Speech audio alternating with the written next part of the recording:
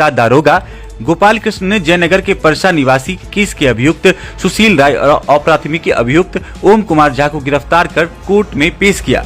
अनुसंधानकर्ता ने चार्जशीट में कोर्ट को बताया कि अभियुक्तों ने बच्ची के साथ गैंग रेप कर गमछे से गला घोंटकर उसकी हत्या कर दी। इनकी निशानदेही पर जर्जर कोसी कॉलोनी में एक कमरे में टूटे हुए एस्बेस्टस के नीचे से बच्ची की सजा दी गई है। 366 ए में 10 साल की सजा और जुर्माना है। उसके बाद 376 DB में इन लोगों को आजीवन कारावास टिल डेथ, मृत्यु तक और 50,000 रुपये जुर्माना है। ये मामला 22 जून 2023 को मधुबनी में हुई एक 8 साल की दलित बच्ची के साथ दुष्कर्म और हत्या से जुड़ा है। कहानी शुरू से अंत तक। 22 जून 2023 को मधुबनी में एक 8 साल की दलित बच्ची को बहला फुसलाकर नहर के किनारे कोशी कॉलोनी के खंडहर में ले जाया गया। वहां उसके साथ दुष्कर्म किया गया और फिर गमछा से गला दबाकर उसकी नृशंस हत्या कर दी गई। अपराधियों ने शव को छिपाने के लिए उस पर एस्बेस्टस चादर ढक दिया था। इस मामले में 2 आरोपियों सुशील राय और ओम कुमार झा को नामजद किया गया। पुलिस ने त्वरित कार्रवाई की और मामले को स्पीडी ट्रायल के तहत चलाया गया। DNA रिपोर्ट सहित मजबूत साक्ष्यों के आधार पर आरोपियों की संलिप्तता सिद्ध हुई। अदालत का फैसला। मई 2025 के आसपास मधुबनी की अदालत ने इस अमानवीय और नृशंस हत्या को रेयर एवं रेयरेस्ट की श्रेणी में मानते हुए दोनों दोषियों सुशील राय और ओम कुमार झा को मृत्युदंड, फांसी की सजा सुनाई। जुर्माना और मुआवजा। कोर्ट ने दोनों दोषियों पर जुर्माना भी लगाया, जिसे मृत पीड़िता के परिजनों को दिया जाएगा। साथ ही मृतका के परिजनों को जिला विधिक सेवा प्राधिकार द्वारा मुआवजा राशि देने का भी आदेश दिया गया। न्यायालय ने इस अपराध को समाज के लिए धब्बा बताया और अपने फैसले से ये कड़ा संदेश दिया कि ऐसे दरिंदों को कानून किसी भी कीमत पर नहीं बख्शेगा। घटना 22 जून 2023 की शाम को हुई, जब बच्ची अपने घर के बगल में खेल रही थी। स्थानीय लोगों ने देखा था कि दोषी सुनील, सुशील और ओम बच्ची को खाने पीने की चीजें दिलाने के बहाने अपने साथ ले गए थे। दोषी 2 अन्य बच्चियों को चाट खरीदवाकर वापस भेज दिया, लेकिन पीड़िता को नहर किनारे कोशी कॉलोनी के खंडहर में ले गए। ये बात आसपास के लोगों के संज्ञान में थी। बच्ची के लापता होने पर उसके पिता और अन्य परिजन उसकी तलाश कर रहे थे। आसपास के लोगों ने उन्हें बताया कि बच्ची को आखिरी बार दोषी के साथ जाते हुए देखा गया था। 23 जून को, यानी घटना के अगले दिन, आसपास के लोगों ने ही संदेह के आधार पर दोनों दोषियों सुनील, सुशील और ओम को पकड़ लिया और उनसे बच्ची के बारे में पूछताछ की। शव की बरामदगी। पूछताछ के दौरान ही बच्ची का शव खंडहर से बरामद हुआ, जिसे दोषियों ने साक्ष्य छिपाने के लिए एस्बेस्टस चादर के नीचे छिपा दिया था। न्यायिक प्रक्रिया में महत्वपूर्ण साक्ष्य। दोषियों को पकड़े जाने के बाद पुलिस ने त्वरित कार्रवाई करते हुए स्पीडी ट्रायल के तहत मामले को आगे बढ़ाया। न्यायालय में उन्हें दोषी सिद्ध करने में निम्नलिखित साक्ष्यों ने अहम भूमिका निभाई। प्रत्यक्षदर्शी गवाही। उन लोगों की गवाही जिन्होंने दोषियों को बच्ची के साथ आखिरी बार देखा था। DNA report. फोरेंसिक जांच में DNA रिपोर्ट ने साबित कर दिया कि दोषियों ने बच्ची के साथ दुष्कर्म किया था। यह सबसे बड़ा वैज्ञानिक प्रमाण बना। अन्य फोरेंसिक साक्ष्य। मौके से जुटाए गए अन्य साक्ष्य, जैसे कि गमछा जिससे गला दबाया गया और शव को छिपाने का तरीका। इस तरह स्थानीय लोगों की जागरूकता और पुलिस की तत्परता से दोषी पकड़े गए और मजबूत साक्ष्यों, खासकर DNA रिपोर्ट के आधार पर उन्हें मृत्युदंड की सजा मिली। ये कहावत है कि justice delayed is justice denied. देर से मिला न्याय, न्याय न मिलने के समान है। स्पीडी ट्रायल इसी देरी को रोकने का प्रयास करता है। पीड़ित को तुरंत राहत मिले। जघन्य अपराधों, खासकर POCSO, बच्चों के खिलाफ यौन अपराधों से संरक्षण अधिनियम और बलात्कार के मामलों में पीड़ित और उसके परिवार को तुरंत न्याय मिलने से एक बड़ी मानसिक राहत मिलती है। समाज में विश्वास बना रहे। अपराधियों को जल्द सजा मिलने से समाज में एक कड़ा संदेश जाता है, जिससे कानून और न्याय व्यवस्था में लोगों का विश्वास मजबूत होता है। ये कैसे काम करता है? आमतौर पर स्पीडी ट्रायल के लिए अदालत और सरकारी तंत्र कुछ विशेष कदम उठाते हैं। प्राथमिकता। ऐसे मामलों को सामान्य मामलों की तुलना में ज्यादा प्राथमिकता दी जाती है। दैनिक सुनवाई। कोर्ट अक्सर इन मामलों की सुनवाई हर दिन डे टू डे करता है, ताकि गवाहों की गवाही और बहस जल्दी पूरी हो जाए। जांच में तेजी। पुलिस को भी निर्देश दिया जाता है कि वे जांच रिपोर्ट, चार्जशीट और फोरेंसिक साक्ष्य जैसे DNA रिपोर्ट जल्द से जल्द अदालत में पेश करें। समय सीमा। कई बार अदालतें खुद मामले को एक निश्चित समय सीमा के अंदर पूरा करने का लक्ष्य रखती हैं। मधुबनी के जिस मामले की हम बात कर रहे हैं, वहां स्पीडी ट्रायल बहुत कारगर साबित हुआ, जहां घटना के लगभग 20 महीनों के भीतर ही कोर्ट ने फांसी की सजा सुना दी, जो भारत की न्यायिक प्रक्रिया में एक तीव्र कार्रवाई मानी जाती है। DNA रिपोर्ट क्यों है इतनी महत्वपूर्ण? DNA रिपोर्ट को अक्सर गोल्ड स्टैंडर्ड माना जाता है, क्योंकि ये किसी भी व्यक्ति की पहचान लगभग 100% सटीकता के साथ स्थापित कर सकती है।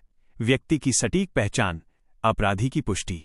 दुष्कर्म और हत्या जैसे मामलों में घटनास्थल या पीड़ित के शरीर से प्राप्त जैविक नमूने जैसे वीर्य, बाल या खून का डीएनए विश्लेषण किया जाता है। यदि ये डीएनए आरोपी के डीएनए से मिलान करता है तो ये स्पष्ट रूप से साबित करता है कि अपराध के समय वो व्यक्ति वहां मौजूद था और अपराध में शामिल था। गलत पहचान को रोकना ये केवल दोषियों को साबित करने में नहीं बल्कि निर्दोष लोगों को गलत आरोप से बचाने में भी मदद करता है। डीएनए एक वैज्ञानिक तथ्य है जो किसी गवाह के बयान की तरह भावनाओं या दबाव से प्रभावित नहीं होता। यह साक्ष्य अदालत में एक निष्पक्ष और अमानवीय इम्पर्सनल प्रमाण के रूप में प्रस्तुत होता है। अप्रत्याशित साक्ष्य। मधुबनी के मामले में डीएनए रिपोर्ट ने ही सुनिश्चित किया कि अपराधी सुशील राय और ओम कुमार झा ने बच्ची के साथ दुष्कर्म किया था, जिससे अपराध की जघन्यता सिद्ध हुई और उन्हें रेरेस्ट ऑफ रेयर की श्रेणी में मृत्युदंड दिया गया। जब डीएनए साक्ष्य की पुष्टि हो जाती है तो अदालत के लिए फैसला सुनाना आसान हो जाता है क्योंकि ये सीधे सीधे अपराध में आरोपी की संलिप्तता साबित करता है। ये स्पीडी ट्रायल को सफल बनाने में भी मदद करता है। संक्षेप में, डीएनए रिपोर्ट न्याय की नींव को मजबूत करती है क्योंकि ये संदेह की गुंजाइश को लगभग खत्म कर देती है और दोषियों को उनके कर्मों के लिए जवाबदेह ठहराती है। क्या आप जानना चाहेंगे कि भारत में पीओसीएसओ एक्ट, पॉक्सो अधिनियम क्या है और ये बच्चों के खिलाफ अपराधों से कैसे सुरक्षा प्रदान करता है? बच्चों को यौन अपराधों से संरक्षण अधिनियम 2012। यह कानून 18 साल से कम उम्र के बच्चों को हर प्रकार के यौन शोषण और उत्पीड़न से बचाने के लिए बनाया गया है। इस कानून के तहत 18 साल से कम उम्र का हर व्यक्ति लड़का या लड़की बच्चा माना जाता है। सहमति कॉन्सेंट की उम्र 18 साल तय की गई है, यानी 18 साल से कम उम्र के बच्चे की सहमति को कानूनी रूप से वैध नहीं माना जाता। अपराध की श्रेणियां।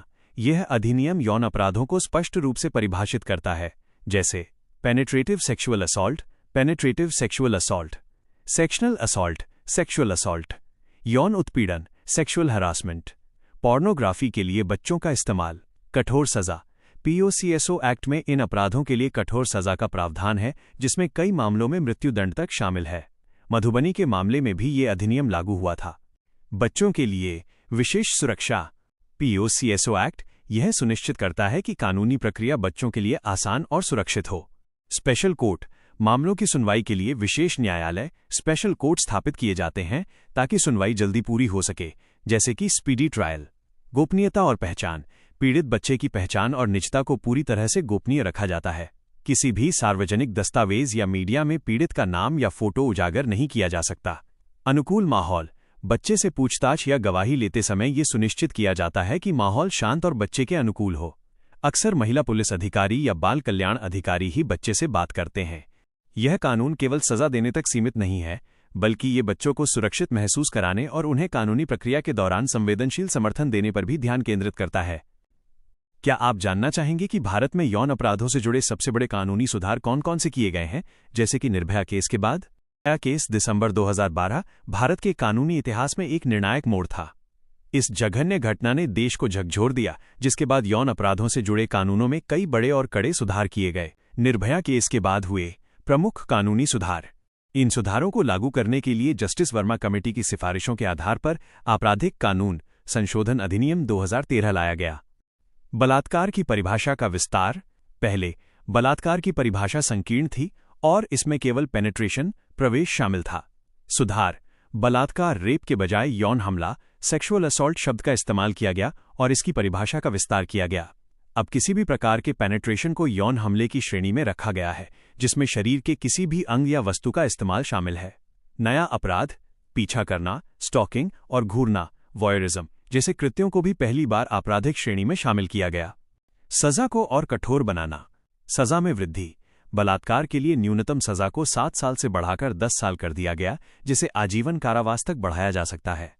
सामूहिक बलात्कार, गैंग रेप और पुनरावृत्ति, रिपीट ऑफेंसेस। सामूहिक बलात्कार के मामलों में सजा को कठोर किया गया।